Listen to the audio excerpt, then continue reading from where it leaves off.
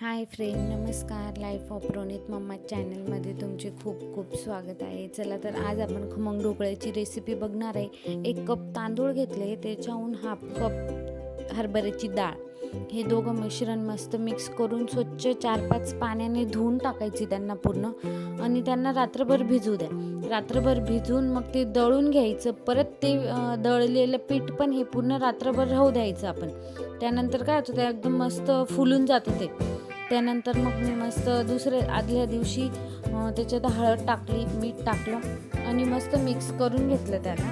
आणि माझ्याकडे म्हणजे हे भांडं आहे आप्पेंचं, त्याच्यातच माझे सगळे इडलीचं, खमंग ढोकळ्याचं सगळे त्याच्यातच येतं. वाफायचं असं 3-4 प्रकारची वस्तू मी बनवू शकते. हे भांडं घेतलं आहे मी, त्याला मस्त तेल लावून घेतलं, आजूबाजूने पूर्ण तेल लावून घ्यायचं.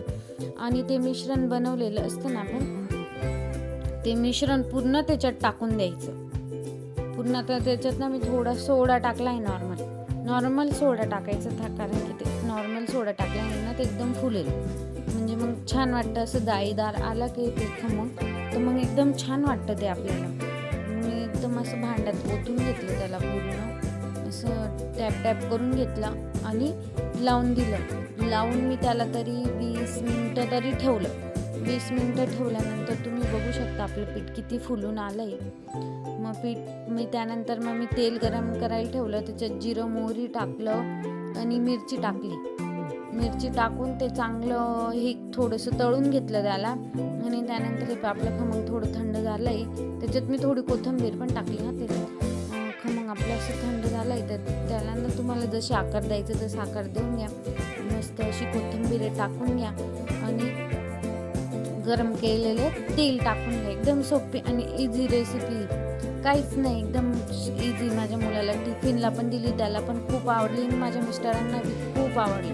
एकदम सॉफ्ट आणि एकदम जाळीदार माझे खमंग ढोकळे आले होते, बघू शकता तुम्ही, खूप छान आले होते. त्यानंतर ना मी मार्केटला गेली होती, खूप सारे वाटाणे होते माझे मार्केटला. मग मी म्हटलं आता एवढे मी तरी 3 किलो वाटाणे घेतलेले. 3 किलो मार्केटमध्ये गेली ना, 3 किलो वाटाणे आता मी हे वर्षभर साठवणार, म्हणजे मला टेन्शनच नाही वाटाण्यांचं. आता पूर्ण वाटाणे सुवायला मला पूर्ण 3 तास लागले. 3 तास लागून मी ते पूर्ण सुवून, तुम्ही बघू शकता, खूप जीवार आली सुवायला. पण ठीक आहे, वर्षभराचं ताण मिटून जातं. असं पॉलिथिनमध्ये पॅक करून असं डब्यात टाकून त्यांना मस्त फ्रीजरमध्ये ठेवून दिले. फ्रीजरमध्ये ठेवून द्यायचं मस्त त्याला असं.